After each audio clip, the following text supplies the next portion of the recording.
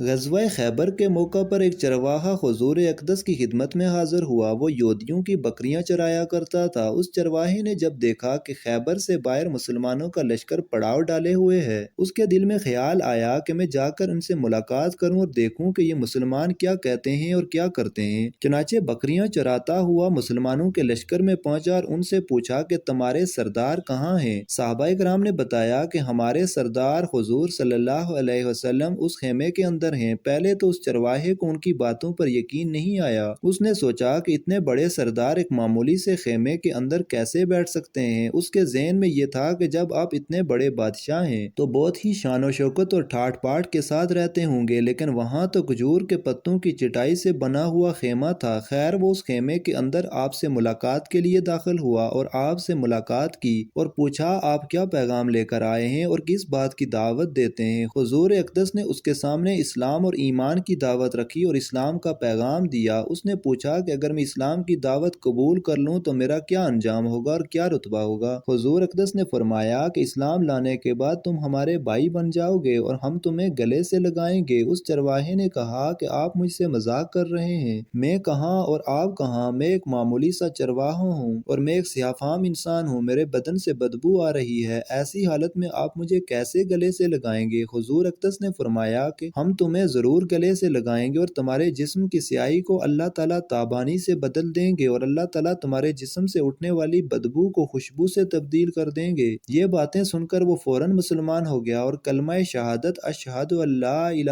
الا اللہ و اشہد ان محمد رسول اللہ پڑھا۔ پھر حضور اقدس سے پوچھا کہ یا رسول اللہ اب میں کیا کروں؟ آپ نے فرمایا کہ تم ایسے وقت پر ایمان لائے ہو کہ نہ تو اس وقت کسی نماز کا وقت ہے کہ تم سے نماز پڑھاؤں اور نہ ابھی روزے کا زمانہ ہے کہ تم سے روزے رکھواؤں، زکوٰۃ تم پر فرض نہیں ہے، اس وقت تو صرف ایک ہی عبادت ہو رہی ہے جو تلوار کی چھاؤں میں انجام دی جاتی ہے، وہ ہے جہاد فی سبیل اللہ۔ اس چرواہے نے کہا یا رسول اللہ میں اس جہاد میں شامل ہو جاتا ہوں، لیکن جو شخص جہاد میں شامل ہوتا ہے اس کے لیے دو میں سے ایک صورت ہوتی ہے، غازی یا شہید، تو اگر میں اس جہاد میں شہید ہو جاؤں تو آپ میری کوئی ضمانت لیجئے۔ حضور اقدس نے فرمایا کہ میں اس بات کی ضمانت لیتا ہوں کہ اگر تم اس جہاد میں شہید ہو گئے تو اللہ تعالیٰ تمہیں جنت میں پہنچا دیں گے اور تمہارے جسم کی بدبو کو خوشبو سے تبدیل فرما دیں گے اور تمہارے چہرے کی سیاہی کو سفیدی میں تبدیل فرما دیں گے۔ کیونکہ وہ چرواہا یہودیوں کی بکریاں چراتا ہوا وہاں پہنچا تھا، اس لیے حضور اقدس نے فرمایا کہ تم یہودیوں کی جو بکریاں لے کر آئے ہو ان کو جا کر واپس کرو، اس لیے کہ یہ بکریاں تمہارے پاس امانت ہیں۔ اس سے اندازہ لگائیں کہ جن لوگوں کے ساتھ جنگ ہو رہی ہے، جن کا محاصرہ کیا ہوا ہے، ان کا مال غنیمت ہے، لیکن چونکہ وہ چرواہا بکریاں مائدے پر لے کر آیا تھا اس لیے آپ نے حکم دیا کہ پہلے وہ بکریاں واپس کر کے آؤ، پھر آ کر جہاد میں شامل ہونا۔ چنانچہ اس چرواہے نے جا کر بکریاں واپس کیں اور واپس آ کر جہاد میں شامل ہوا اور شہید ہو گیا۔ جب جنگ ختم ہو گئی تو حضور اقدس لشکر کا جائزہ لینے لگے۔ ایک جگہ آپ نے دیکھا کہ صحابہ کرام کا مجمع اکٹھا ہے۔ آپ قریب پہنچے تو ان سے کہا کہ کیا بات ہے؟ صحابہ کرام نے فرمایا جو لوگ جنگ میں شہید ہو گئے ہیں ان میں سے ایک آدمی ایسا بھی ہے کہ جس کو ہم میں سے کوئی نہیں جانتا۔ آپ نے فرمایا کہ مجھے دکھاؤ۔ جب آپ نے دیکھا تو فرمایا کہ تم اس شخص کو نہیں پہچانتے مگر میں اس شخص کو پہچانتا ہوں، یہ چرواہا ہے اور یہ وہ عجیب و غریب بندہ ہے جس نے اللہ کی راہ میں ایک بھی سجدہ نہیں کیا، اور میں اس بات کی گواہی دیتا ہوں کہ اللہ تعالیٰ نے سیدھا اس کو جنت الفردوس میں پہنچا دیا ہے، اور میری آنکھیں دیکھ رہی ہیں کہ ملائکہ اس کو غسل دے رہے ہیں اور اس کی سیاہی سفیدی میں تبدیل ہو گئی ہے اور اس کی بدبو خوشبو میں تبدیل ہو گئی ہے۔ اندازہ کیجئے اگر کچھ عرصہ پہلے اس چرواہے کو موت آ جاتی تو سیدھا جہنم میں چلا جاتا، اور اب اس حالت میں موت آئی کہ ایمان لا چکا ہے اور سرکار دو عالم صلی اللہ علیہ وسلم کا غلام بن چکا ہے، تو اب اللہ تعالیٰ نے اتنا بڑا انقلاب پیدا فرما دیا۔ اس لیے فرمایا العبرۃ بالخواتیم، اعتبار خاتمے کا ہے۔ اس لیے بڑے بڑے لوگ لرزتے رہے اور یہ دعا کرتے رہے کہ یا اللہ حسن خاتمہ عطا فرمائے، ایمان پر خاتمہ عطا فرمائے۔ کس بات پر انسان ناز کرے، فخر کرے اور اترائے، اس لیے کہ کیا معلوم کہ کل کیا ہونے والا ہے۔ اس لیے فرمایا کہ کسی کو بھی حقیر مت سمجھو۔ انبیاء علیہ السلام کا شیوا یہ رہا ہے کہ کبھی گالی کا جواب بھی گالی سے نہیں دیا، حالانکہ شریعت نے اس کی اجازت دی ہے کہ جتنا ظلم تم پر کیا جائے تم بھی اتنا بدلہ لے سکتے ہو، لیکن انبیاء علیہ السلام نے کبھی گالی کا بدلہ گالی سے نہیں دیا۔ قوم کی طرف سے نبی کو کہا جا رہا ہے کہ تم بیوقوف ہو، حماقت میں مبتلا ہو، اور ہمارا خیال یہ ہے کہ تم جھوٹے ہو۔